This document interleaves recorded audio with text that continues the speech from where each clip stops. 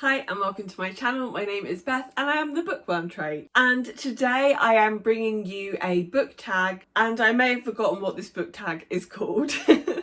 I think it is called the bookshelf book tag, but I could be wrong. And I first saw this tag on Nerdy Nat Reads channel. I will link her video below, so please go and check it out and give her some love as well. I really love her videos and I think she just has such positive energy. I saw this tag on her channel quite a while ago and I have been wanting to do it ever since I first saw it, but I am only now getting round to it. Tags are not my favourite videos to film or edit or upload, but I really want to do this one. So let's get into the tag. And the first question is, how many bookshelves do you have? I have these two behind me. I have one in my living room, and then I have two shelves that I also use for books.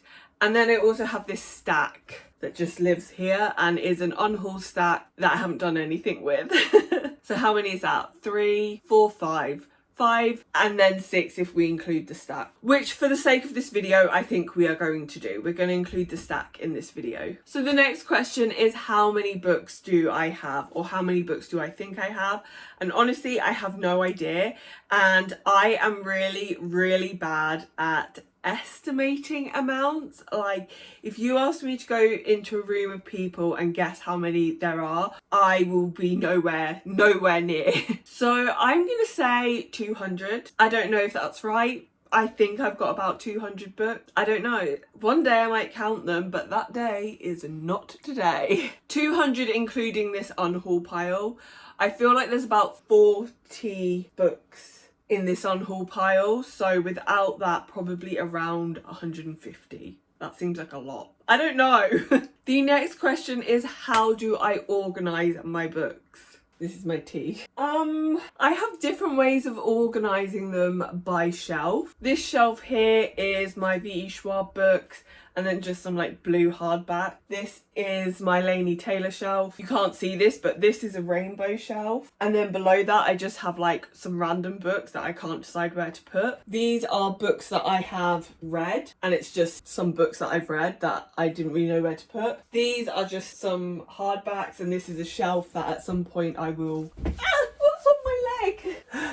Nothing. This is a shelf that I still need to organise. At the minute it just has some hardbacks on it, and then I just have some random paperbacks below that, and then my graphic novels and my TBR are below that. And then on my shelf downstairs, I think just off the top of my head, I have notebooks in one corner, some white and black books in another corner. Below that I have like gardening and cookbooks, and then some random books to the side of that. And then below that I have like all my kind of pre-booktube books, my childhood books, and some of my annotated books from my degree. Is what I think I have downstairs without looking. Then I have a shelf downstairs which just has some adult fantasy books that have really beautiful covers, and then in my bedroom I have my white books on a white bookshelf. So that's how I organise my books, which is just kind of what I think looks best, is what I go for there. It's really hot in this room and I'm drinking tea that's really sweet.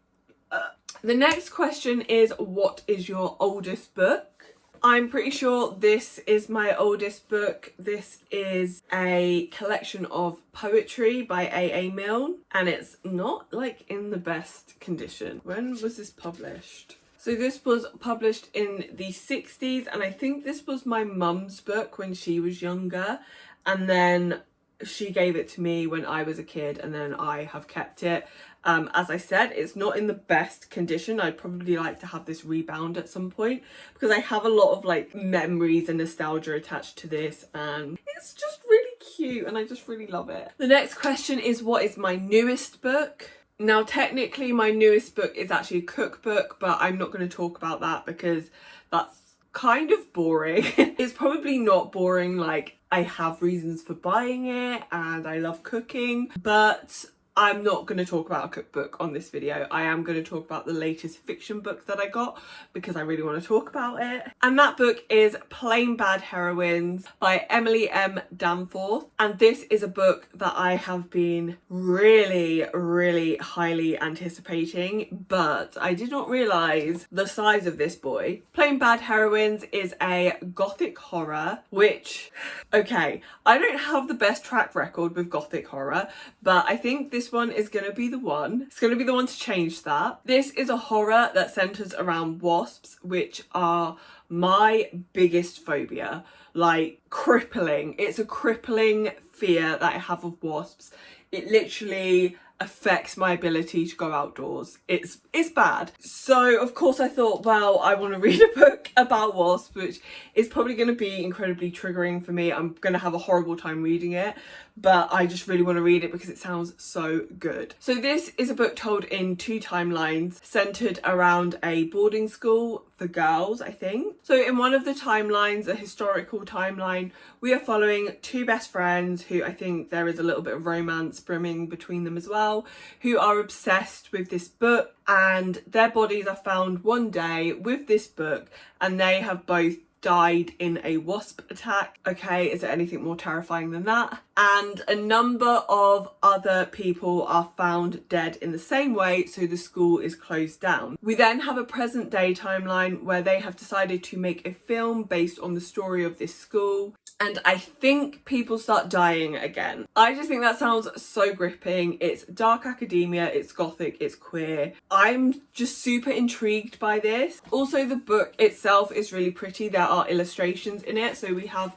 a cute page to write your name on. I mean, obviously I'm not going to do that, but we have a map, and then like I'll just try and find, we have little like title pages, and then there's just like random illustrations throughout the book. And it's an art style that I really love, and I can't think like if it's got a name or not, but it's an art style you often see in like really old fairy tale books and stuff like that. So yeah, I think I'm gonna love this. I think it's gonna scare the shit out of me, but I'm really excited to read it. So the next question is, what is my longest book? And I think that might be Plain Bad Heroines 2. I will check. So it's actually A Court of Silver Flames. This is the longest book that I own, and I have yet to read this. This is obviously the 4th book in the ACOTAR series, which is like a side series. I feel like there is a name, a companion series, side series.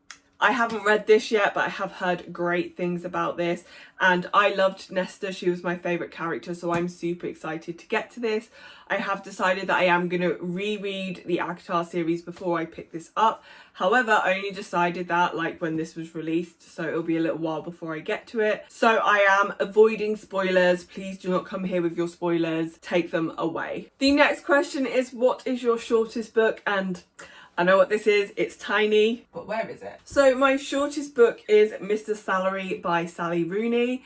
I read Normal People and Conversations with Friends, and I loved them so much, and I wanted more, and I couldn't find any other books published by Sally Rooney. If she has more, please let me know because I need to read them.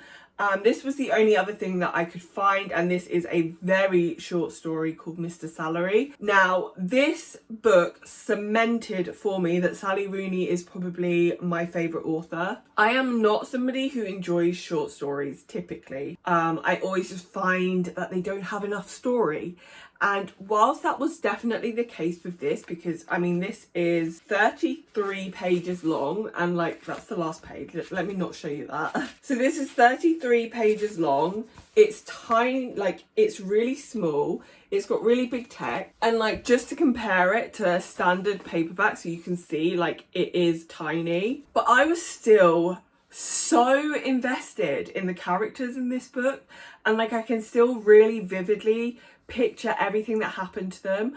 I could still see like a complete story within these tiny little 33 pages. So I think if an author is able to create such an impression in this tiny weeny little book, then I think that just says a lot for her skill and how it pertains to my taste as a reader. And the next question is, what is the predominant genre on your shelves? And I mean, you can probably tell just by looking behind me, it is very much fantasy. I do read a lot of other genres. No, I don't, that's a lie. I do read a lot of romance as well, but that is not something that I tend to purchase. I tend to just read ebooks for romance. I actually prefer reading romance as an ebook for some reason. I don't know why, I just do. And I am kind of dipping my toe into adult contemporaries and horrors. So there are a few adult contemporaries on here. I don't think there's any horror on these shelves. And there might be like a few sci-fi sprinkled in, but overwhelmingly fantasy. The next question is, have I done a bookshelf tour? And no, I have not done a bookshelf tour. I don't think I want to do a bookshelf tour. Just the idea of filming that is very overwhelming to me, and I don't think they're the most enjoyable videos to watch either. But I have done a TBR tour. Well, just talking about the books on my TBR, my physical TBR, and I did talk a little bit about my shelves in that video. So if you want to see a bit more of my bookshelf, a little bit more of an explanation as to what's on them, then I will link that video up here, I think. So the next question is to use a random number generator to pick a book and then to talk to you about that book. So I am going to do a random number generator between 1 and 200. So we'll see if I have 200 books or not. Hopefully I'm not going to get 200. Hopefully I'm going to get like 30. So I don't have to count too much. So I'm just going to use my iPad for this. Okay, can you see? Because I can't be bothered to do like a screen recording. So, okay. Generate. 118. I don't want to count that much. So what I'm going to do, I'll count these. Then I'll count these. Then I'll count my white books in my bedroom. Then I'll go downstairs and then I'll move on to these, because these are unhauls. I don't really have a lot to say about these books. So let's go.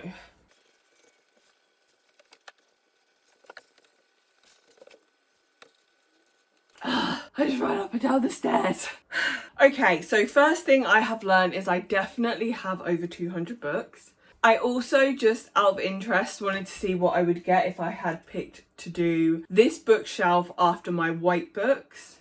And the book I would have gotten if I did that was Anna Dressed in Blood, so I'm glad I decided to leave these to the end, because I have nothing to say about that book other than I'm just not interested in reading it. But the book that I got was The Lion, the Witch and the Wardrobe, and this is, I think, this has coloured illustrations in it.